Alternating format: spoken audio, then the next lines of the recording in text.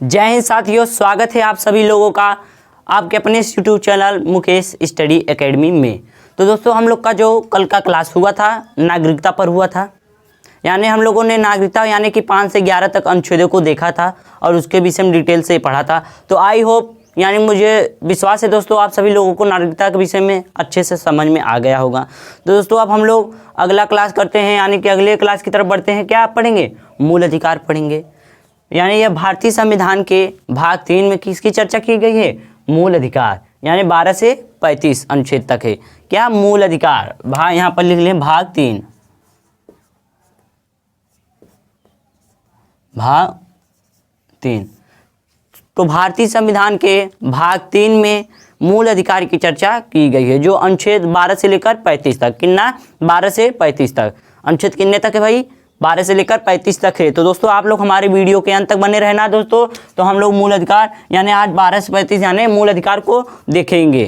क्या? मूल अधिकार को बेस को देखेंगे सबसे पहले, और अनुच्छेद 12 और 13 को पढ़ेंगे। फिर उसके बाद कल का जो वीडियो होगा दोस्तों, उसमें हम लोग क्या उसके आगे से यानी कि 14 से लेकर 18 तक सबसे पहला पार्ट यानी समानता का अधिकार जो है, तो सब चीज़ों को बताऊंगा दोस्तों। आप हमारी वीडियो के अंत तक बने रहना। और दोस्तों मैं ये भी बता देना चाहता हूँ, आप लोग जानते भी होंगे जो मूल अधिकार है यानी भारतीय संविधान का भाग जो 3 है, वो हर एक एग्ज़ाम की दृष्टि से बहुत ही महत्वपूर्ण है। क्योंकि हर एक एग्ज़ाम में दोस्तों वो वनडे एग्ज़ाम होता है, तो उसमें दोस्तों कितने 2-3 क्वेश्चन तो ज़रूर पूछ लेता है। मूल अधिकार से जो है 2-3 क्वेश्चन ज़रूर पूछ लेता है। तो दोस्तों हम लोग समय न गंवाते हुए अपने क्लास को स्टार्ट करते हैं और मूल अधिकार को पढ़ते हैं। तो सबसे पहले हम लोग देखेंगे कि मूल अधिकार कहते किसे हैं। क्या भाई? मूल अधिकार किसे कहते हैं? तो व्यक्ति के विकास के लिए या उसके जीवन के लिए जो अधिकार की आवश्यकता पड़ती है, उसे हम लोग मूल अधिकार कहते हैं। मूल अधिकार किसे कहते हैं? व्यक्ति के विकास के लिए या तो उसके जीवन के लिए जो अधिकार की आवश्यकता पड़ती है, उसे हम लोग क्या मूल अधिकार कहते हैं। तो हम लोग लिख लेते हैं व्यक्ति के विकास के लिए जो अधिकार की व्यक्ति के विकास के लिए या तो उसके जीवन के लिए जो अधिकार की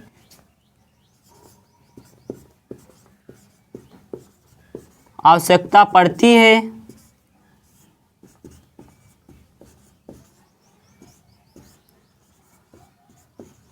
उसे मूल अधिकार कहते हैं। मूल अधिकार को ही मौलिक अधिकार कहते हैं भाई। आप लोग जानते हैं ना, मूल अधिकार को ही मौलिक अधिकार कहते हैं। क्वेश्चन में भी पूछ सकता है कि मूल अधिकार को किस नाम से जाना जाता है? क्या? मौलिक अधिकार। क्या? मौलिक अधिकार। बहुत लोग तो मौलिक कर्तव्य भी कर देते हैं, तो मौलिक कर्तव्य नहीं, मौलिक कर्तव्य भाग 5 को कहेंगे। तो क्या भाग 3 जो है क्या मूल अधिकार, या उसे मौलिक अधिकार भी कहते हैं, उसे मूल अधिकार कहते हैं। मूल अधिकार कहते हैं। बताओ भाई मूल अधिकार किसे कहते हैं? तो व्यक्ति के विकास के लिए, उसके जीवन के लिए जो अधिकार की आवश्यकता पड़ती है, उसे हम लोग मूल अधिकार कहते हैं। एक बार आप लोग बोलिए जहां पर बैठे हैं वहीं से, व्यक्ति के विकास के लिए, मेरे साथ बोलना, व्यक्ति के विकास के लिए या उसके जीवन के लिए जो अधिकार की आवश्यकता पड़ती है दोस्तों, उसे हम लोग मूल अधिकार कहते हैं। उसे हम लोग मूल अधिकार कहते हैं। मूल अधिकार भारतीय संविधान के भाग 3 में कितने में है? भारतीय संविधान के भाग 3 में अनुच्छेद कितने से? अनुच्छेद 12 से लेकर 35 तक है। कितना? अनुच्छेद 12 से लेकर 35 तक है। तो हमारे वीडियो के अंत तक बने रहना।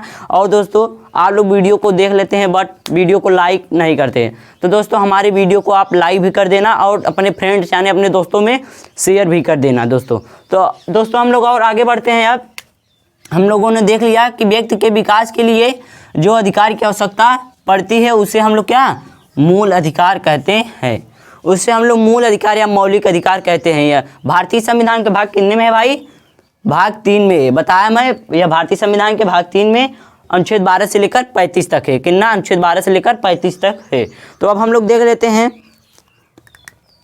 ये जो मूल अधिकार है ये किस देश के संविधान से लिया गया है भाई। अब भाई बहुत सी चीज़ें लिए गए हैं, जैसे कि निःशक्तत्व तो लिया गया है आयरलैंड से, नागरिकता लिया गया है, अभी मैं बताया ब्रिटेन से लिया गया है। तो उसी प्रकार मूल अधिकार यानी मौलिक अधिकार भी ये अमेरिका के संविधान से लिया गया है। क्या?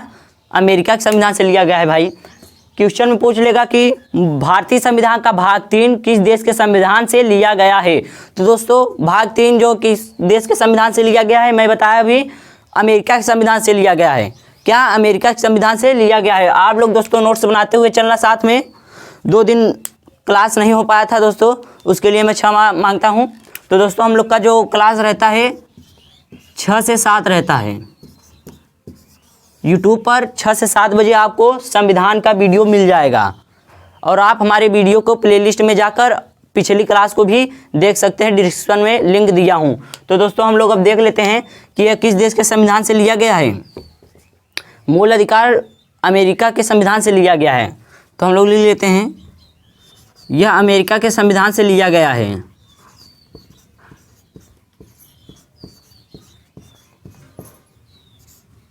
अमेरिका के संविधान से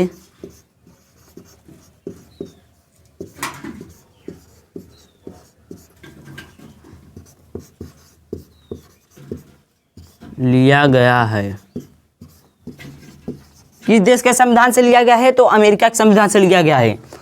भारतीय संविधान यानी कि भाग 3 यानी कि मूल अधिकार किस देश के संविधान से लिया गया है? अमेरिका के संविधान से लिया गया है। किस देश के संविधान से लिया गया है? अमेरिका के संविधान से लिया गया है। उसके बाद मूल अधिकार, क्या हम लोग भाग 3 पढ़ रहे हैं तो इसे मूल अधिकार क्यों कहते हैं? इसे कानूनी अधिकार क्यों नहीं कहते भाई? इसे मूल अधिकार हम लोग क्यों कहते हैं? तो यहाँ पर लिख लेते हैं पहले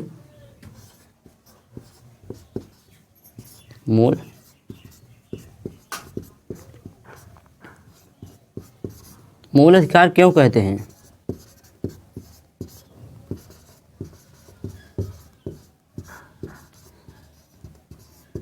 ये भी तो पता होना चाहिए भाई कि इसे मूल अधिकार क्यों कहते हैं। भारतीय संविधान के भाग 3 को मूल अधिकार ही क्यों कहते हैं? इसे कानूनी अधिकार किस लिए नहीं कहा जाता है? तो दोस्तों भारतीय संविधान के भाग 3 को यानी कि मूल अधिकार को मूल अधिकार इसलिए कहा जाता है क्योंकि दोस्तों यह एक ऐसा अधिकार है जिसे न तो पब्लिक न इसे पब्लिक छीन सकती है और न ही गवर्नमेंट, क्या दोस्तों, न इसे जनता छीन सकती है, न ही इसे सरकार छीन सकती है। इसीलिए इसे हम लोग मूल अधिकार कहते हैं। क्या दोस्तों? मूल अधिकार कहते हैं। समझ गए दोस्तों? मूल अधिकार किस लिए कहते हैं? भारतीय संविधान के भाग 3 को मूल अधिकार किस लिए कहते हैं? कानूनी अधिकार किस लिए नहीं कहते भाई? दोस्तों मूल अधिकार इसे इसलिए कहते हैं कि दोस्तों मूल अधिकार वो एक ऐसा अधिकार होता है जिसे न तो जनता छीन सकती है और न ही सरकार छीन सकती है। तो आप लोग मूल अधिकार समझ गए। और कानूनी अधिकार क्या होता है ये भी साथ में देख लो। कानूनी अधिकार किसे कहते हैं? कानूनी अधिकार दोस्तों एक ऐसा अधिकार होता है जिसे जनता तो नहीं छीन सकती बट उसे गवर्नमेंट यानी कि सरकार आराम से छीन सकती है। कानूनी अधिकार को सरकार आराम से छीन सकती है। तो मूल अधिकार पर किसी का राज नहीं चलता, चाहे वो सरकार हो चाहे जनता हो। समझ गए आप लोग? मूल अधिकार किस लिए कहते हैं? तो एक ऐसा अधिकार है जिसे ना तो जनता छीन सकती है और न ही क्या सरकार छीन सकती है। अब जो अगला बात आता है कि मूल अधिकार सबसे पहले किस देश में बना था। मूल अधिकार भाई बना होगा तो किस देश के सबसे पहले किस देश के संविधान में बना होगा? तो मूल अधिकार सबसे पहले ब्रिटेन के संविधान में बना था। कहाँ? ब्रिटेन के संविधान में। यहाँ लिख लें मूल अधिकार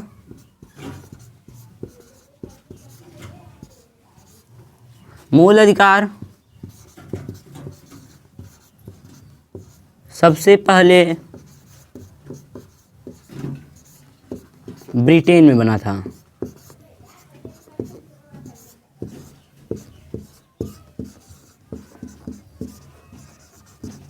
कहाँ पर बना था दोस्तों मूल अधिकार सबसे पहले? तो किस देश में बना था? ब्रिटेन में बना था। कहाँ पर? ब्रिटेन में बना था। पसीना हो रहा है। ब्रिटेन में बना था। किस देश के संविधान में सबसे पहले मूल अधिकार बना था? तो वो ब्रिटेन। कहाँ? ब्रिटेन। ब्रिटेन के संविधान में सबसे पहला बना था। और उसके आगे हम लोग देखते हैं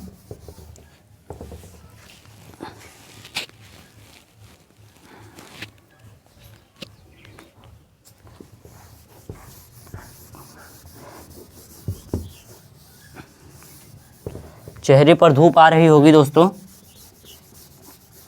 जिसके कारण पसीना हो रहा है। अब हम लोग आगे देखते हैं कि मूल अधिकार को निलंबित किया जा सकता है क्या। ये जो अपना मूल अधिकार है इसे निलंबित भी किया जा सकता है। हाँ, इसे निलंबित भी किया जा सकता है, वो भी राष्ट्रपति कर सकते हैं। कौन? राष्ट्रपति कर सकते हैं। तो क्वेश्चन में पूछ लेगा दोस्तों कि क्या भारतीय संविधान के भाग 3 को निलंबित भी किया जा सकता है, तो हाँ, आराम से इसे निलंबित भी किया जा सकता है। निलंबित का मतलब इसे रोका भी जा सकता है कुछ समय के लिए। तो अगर दोस्तान के भाग 3 को निलंबित भी किया जा सकता है, तो यहाँ पर लिख लेते हैं हम लोग भारतीय संविधान को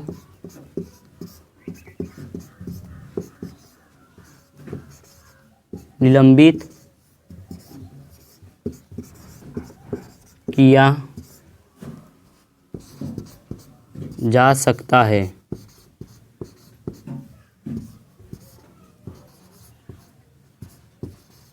कौन करेगा? राष्ट्रपति करेंगे। कौन? राष्ट्रपति।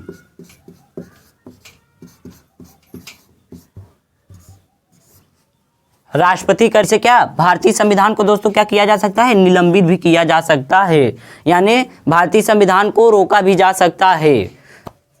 तो और आगे हम लोग देखते हैं भारतीय संविधान पर दोस्तों प्रतिबंध भी लगाया जा सकता है, यानी भारतीय संविधान भाग 3 को, ओनली भाग 3 को, ओनली भाग 3 की बात कर रहे हैं कि भारतीय संविधान के भाग 3 पर यहाँ लिख लें भाग 3। भारतीय संविधान के भाग 3 को निलंबित भी किया जा सकता है। क्या? कौन करेगा? राष्ट्रपति करेंगे। कौन करेंगे? राष्ट्रपति करेंगे। और आगे हम लोग देखते हैं ये भारतीय संविधान का भाग जो 3 है, यानी कि मूल अधिकार, इस पे प्रतिबंध भी लग सकता है, यानी इसे खत्म भी किया जा सकता है। दोस्तों जो 3 तलाक था उसे प्रतिबंध, यानी कि उसे खत्म कर दिया गया है। भाग 3 पर क्या? प्रतिबंध भी लगाया जा सकता है।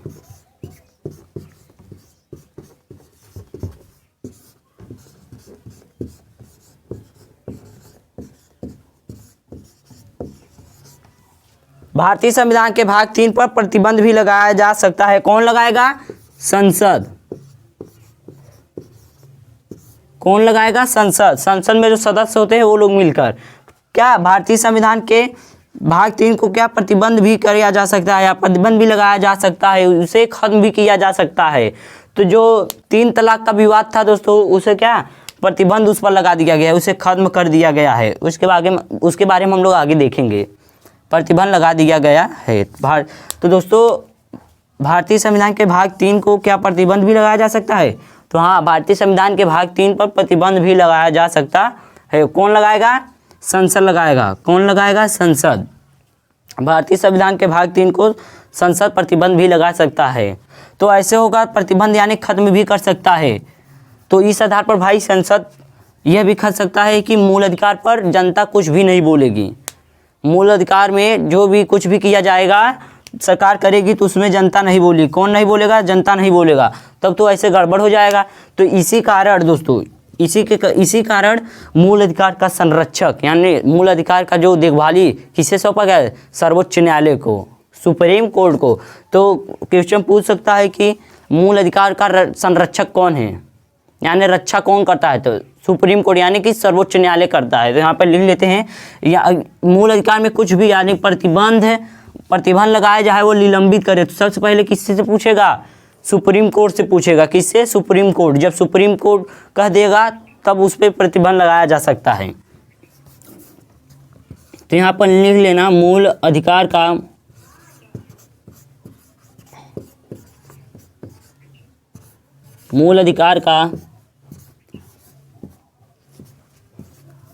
मूल अधिकार का रक्षक लिख लेना यहाँ पर। कौन है मूल अधिकार का रक्षक? कौन? सुप्रीम कोर्ट, सर्वोच्च न्यायालय।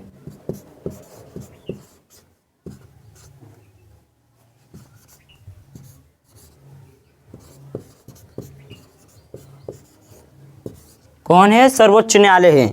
मूल अधिकार में कोई भी दुविधा पड़ती है, कोई भी अगर परिवर्तन होता है तो सबसे पहले सर्वोच्च न्यायालय के पास जाना पड़ेगा कि कहाँ पर? सर्वोच्च न्यायालय में। जब सर्वोच्च न्यायालय कह देगा तब उसके बाद मूल अधिकार में क्या प्रतिबंध भी लगाया जा सकता है। तो मूल अधिकार का रक्षक कौन है? सर्वोच्च न्यायालय है। मूल अधिकार का रक्षक कौन है? कौन है बताओ भाई, मूल अधिकार का रक्षक कौन है? तो मूल अधिकार का रक्षक जो है सर्वोच्च न्यायालय है। कौन है? सर्वोच्च न्यायालय। आगे हम लोग बढ़ते हैं। अगर दोस्तों हमारे मूल अधिकार का हनन होता है तो हम डायरेक्ट सर्वोच्च न्यायालय या उच्च न्यायालय में जा सकते हैं। अभी आगे बताऊंगा। अब हम लोग अनुच्छेद शुरुआत करते हैं 12। भारतीय संविधान का भाग 3 क्या है? मूल अधिकार। कितने से कितने तक अनुच्छेद? 12 से 35 तक। तो हम लोग सबसे पहले 12 को शुरुआत करते हैं। अनुच्छेद 12 से शुरुआत करते हैं। आर्टिकल 12 को शुरुआत करते हैं। तो यहाँ पर लिख लेना अनुच्छेद 12।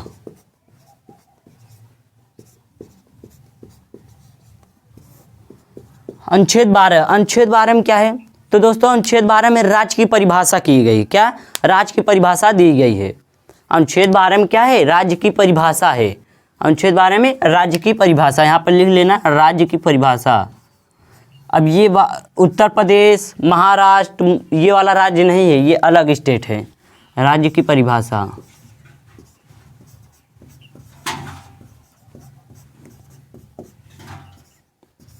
राज्य की परिभाषा।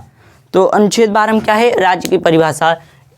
अनुच्छेद 12 भी बहुत से एग्जामों में पूछा गया है दोस्तों कि राज्य की परिभाषा किस अनुच्छेद में है। तो दोस्तों राज्य की परिभाषा जो है अनुच्छेद 12 में है। अनुच्छेद कितने में है? 12 में है। क्या? राज्य की परिभाषा। तो राज्य कहते किसे हैं? राज्य की परिभाषा दिया गया है ना भाई इसमें। तो अब हम लोग देखेंगे कि राज्य कहते किसे हैं।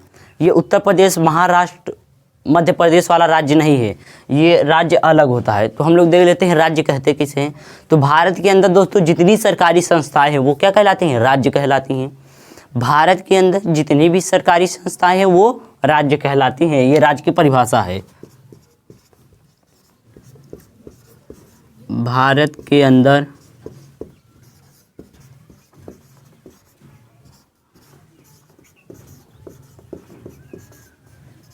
जितनी सरकारी संस्थाएं हैं, भारत के अंदर जितनी सरकारी संस्थाएं हैं उसे क्या कहेंगे? राज्य कहेंगे।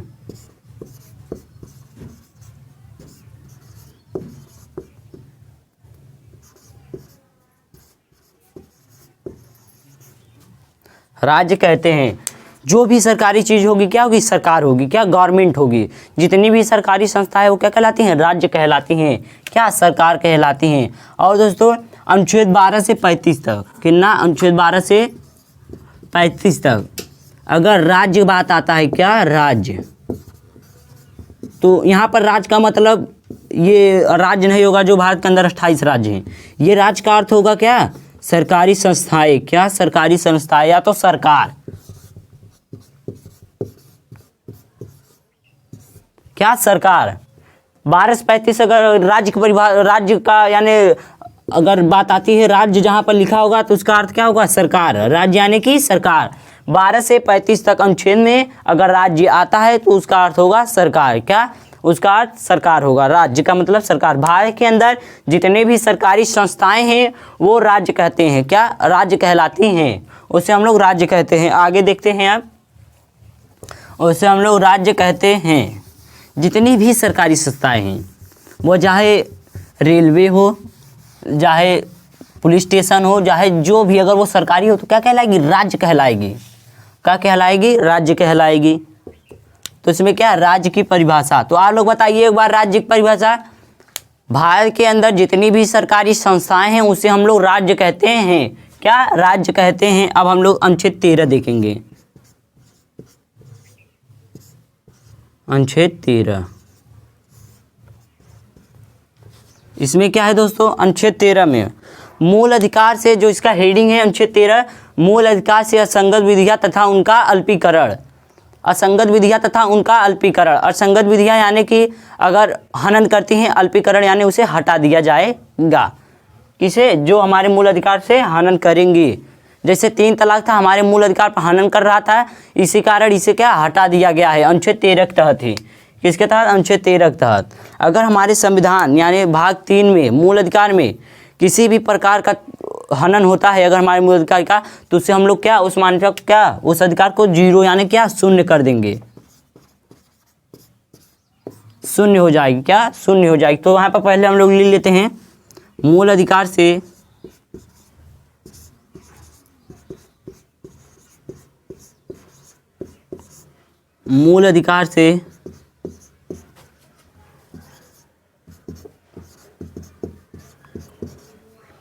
असंगत विधियां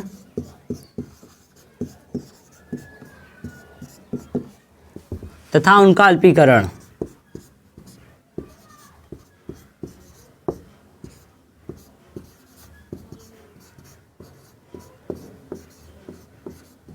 तथा उनका अल्पीकरण। तो हम लोग देख लेते हैं अनुच्छेद 13 में क्या है।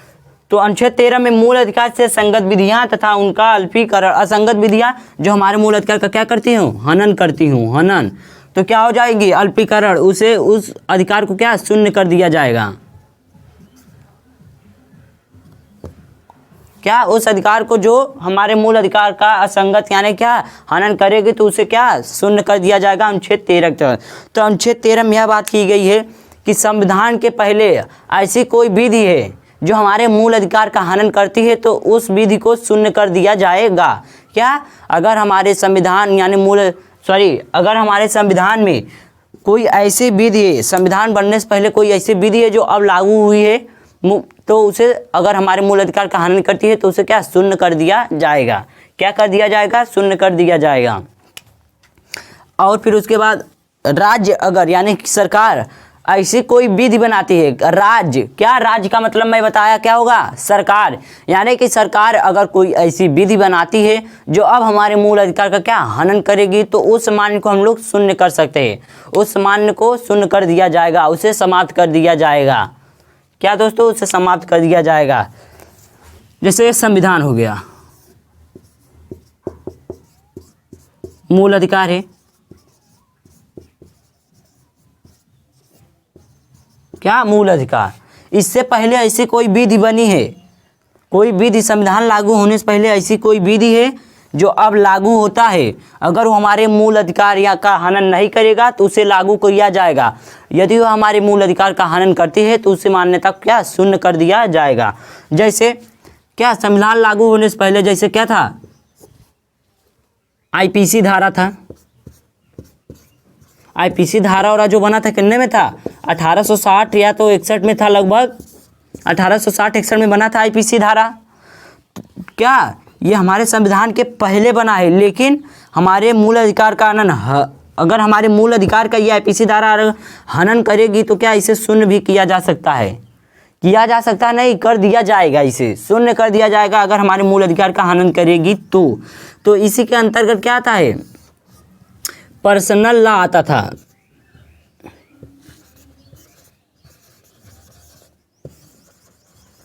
पर्सनल लॉ, अब पर्सनल लॉ क्या होता है, आईपीसी धारा के अंतर्गत आता है। तो पर्सनल लॉ जो होता है दोस्तों, ये मुस्लिम ही लोगों का नहीं, हर एक धर्म का पर्सनल लॉ होता है, यानी प्रमुख अधिकार होता है, नियम होता है। तो इसी में क्या, मुस्लिम लोगों का क्या था, इस्लामिक धर्म, क्या, इस्लामिक धर्म का नियम है, लॉ है, इसी के अनुसार से इन्हें क्या, सजा दिया जाता है। तो क्या, इसी के अंतर्गत पर्सनल लॉ आता है मुसलमानों का, मुस्लिम इस्लाम धर्म, क्या, इस्लाम धर्म। तो आईपीसी धारा के अंतर्गत ही आता था पर्सनल लॉ। पर्सनल लॉ में ही दोस्तों क्या था, ये पर्सनल लॉ 1934 में बना था। पर्सनल लॉ 1934 में बना था। तो इसी के अंतर्गत दोस्तों ऊपर लिख देता हूँ मिटाकर, आप लोग समझ लेना। पर्सनल लॉ यहाँ पर लिख देता हूँ तब बताता हूँ फिर। ये जो पर्सनल लॉ है दोस्तों,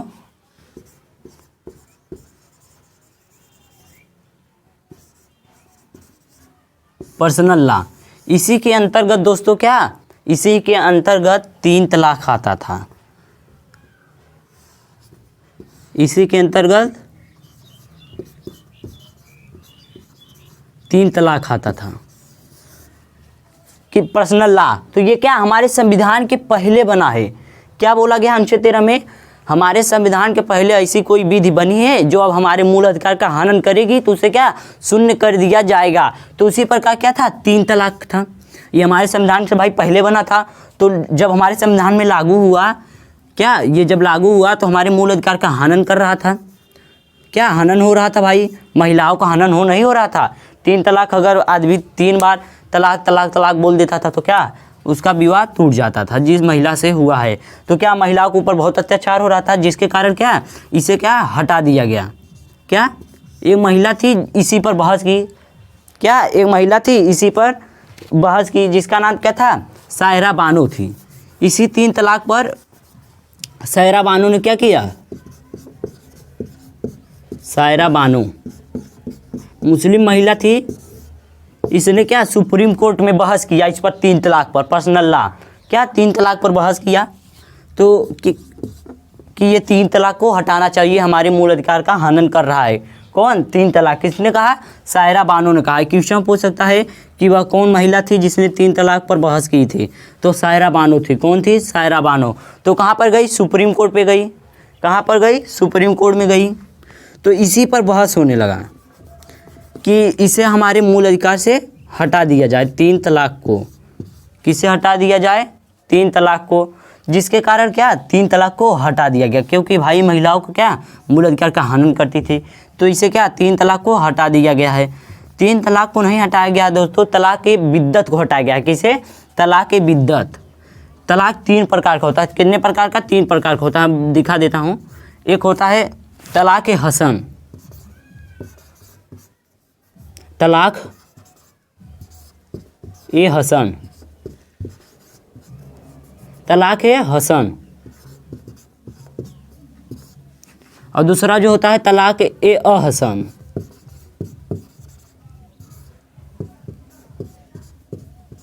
अहसन। और तीसरा जो होता है तलाक ए बिद्दत। तलाक ए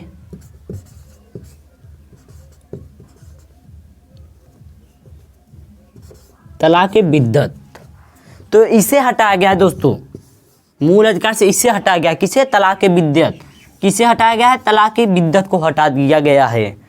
बहुत अच्छा काम हुआ है, इसे हटा दिया गया है, क्योंकि महिलाओं के ऊपर बहुत ही अत्याचार होता था। तो क्या तलाक बिद्दत को हटा दिया गया। तलाक कितने प्रकार के, 3, तलाक हसन, तलाक अहसन, तलाक बिद्दत। क्या, तलाक बिद्दत।